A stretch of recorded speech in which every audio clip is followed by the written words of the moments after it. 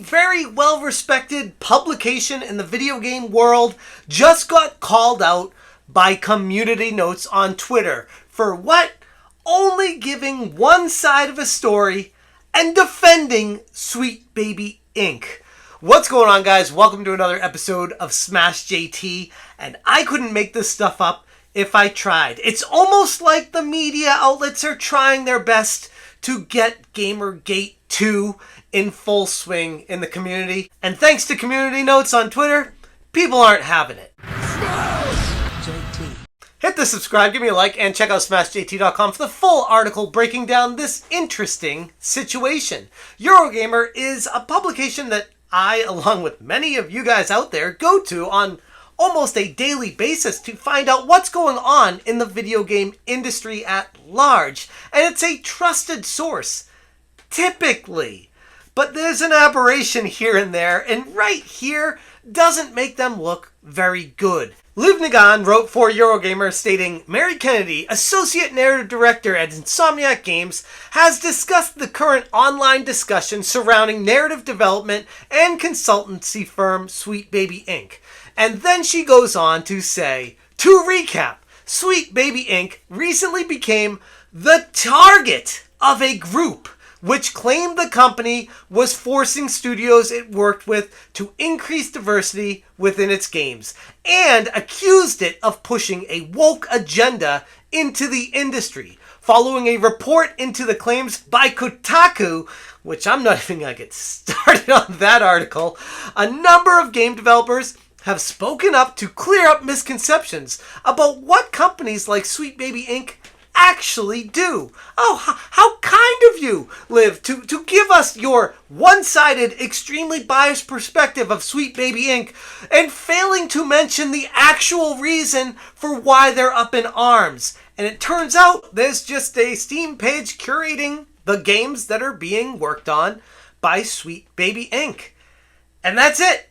And those people at Sweet Baby Inc. that work there took some serious exception to this, all the way to infiltrating a Discord group, trying to get this community group taken down, this curation on Steam, trying to get all these people's lives ruined because they were simply curating a list of games that were being worked on by Sweet Baby Inc.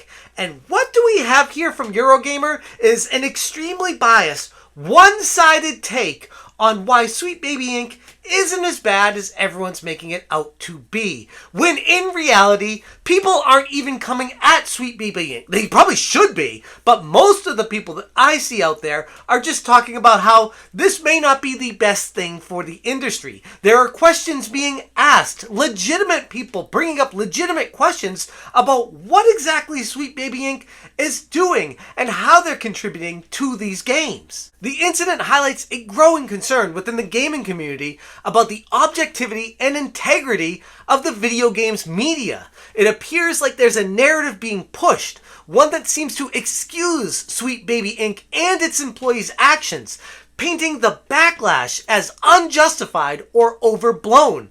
The portrayal is not just misleading, but can also be viewed as harmful, as it glosses over the serious issue of corporate employees engaging in a targeted harassment against individuals or groups within their consumer base.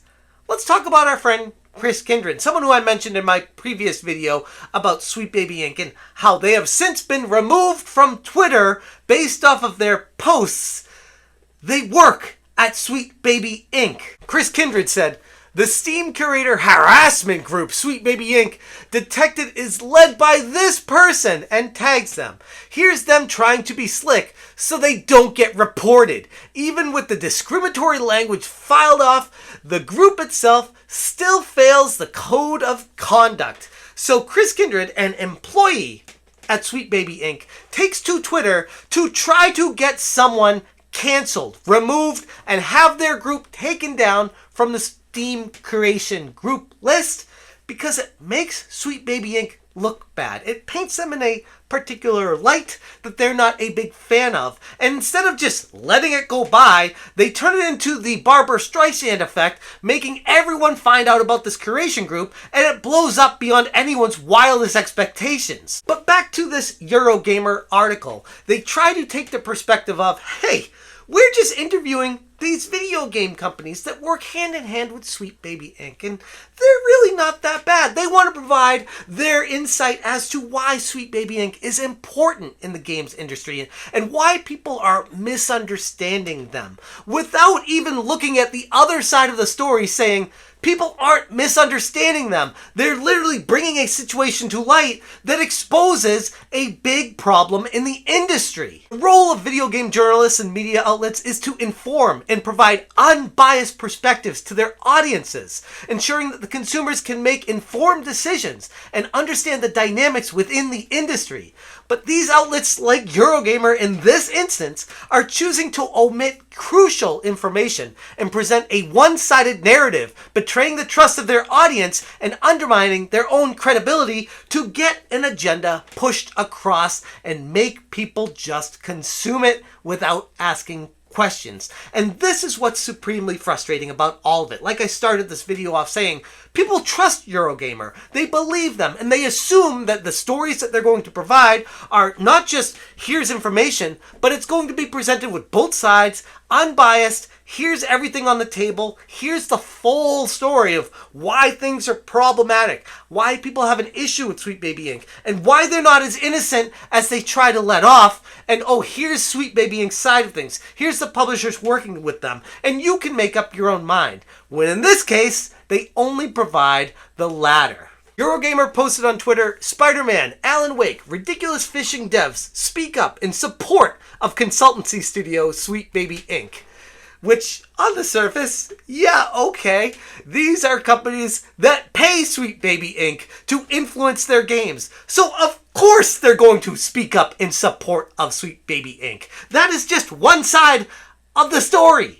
To which it gets community noted, stating, the article fails to mention that the backlash was in response to a targeted harassment campaign initiated by Sweet Baby Inc. employees in an attempt to ban both the Steam Curator group along with the curator's personal Steam account. And if you want more information on that, I'm going to link above me right now my previous video on Sweet Baby Inc.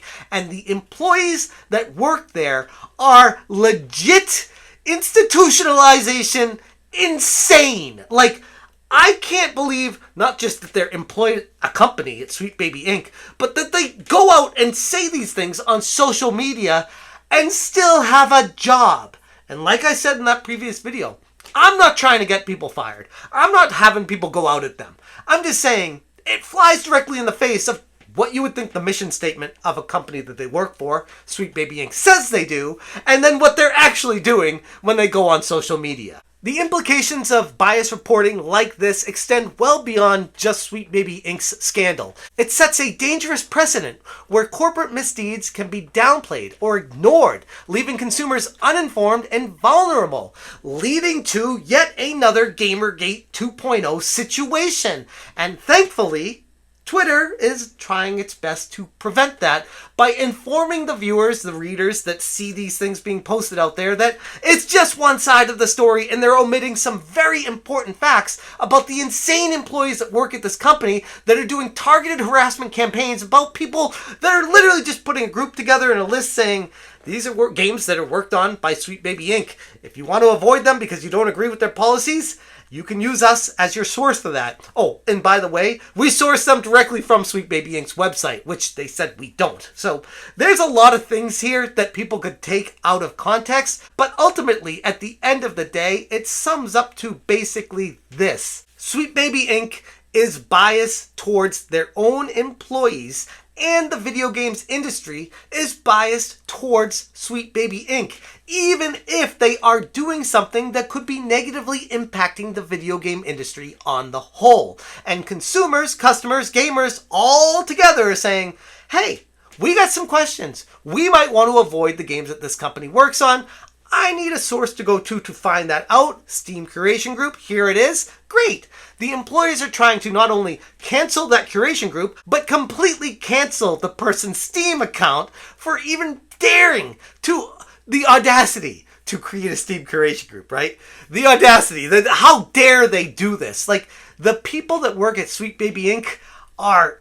it's just the worst. It's ultimately the worst type of human being on the planet that try to get other people canceled when they themselves are in the wrong. Eurogamer has a responsibility to transparency, integrity, accountability. These are pillars upon all reporting is based on, not just video games, but Eurogamer is a respected source in the game industry. And to allow this kind of garbage out there, to slight the opinions, to completely falsify the reality, to make people see things slanted from only one perspective and trying to belittle the other side of it, it's just the worst. It really irks me to the nth degree. The story serves as yet another reminder of the importance of critical thinking and the need for consumers to seek out multiple sources for information. In this world that we're living in right now, where misinformation can spread like a wildfire, it's great that there are sources like Twitter, like Community Notes, like YouTube, and other alternative media outlets out there to give the full story, to allow you, the person on the other side, to consume it and make an informed decision. So shame on Eurogamer for not just writing this article, but running it and making the other side look bad, because all they're trying to do is incite a Gamergate 2.0. And I ain't having that. I'm going to leave it there. If you want more information or the full article, references, resources, and all the fun stuff, the link for this article will be in the description below. Thank you guys so much for watching, and as always, you stay smashing. Smash it,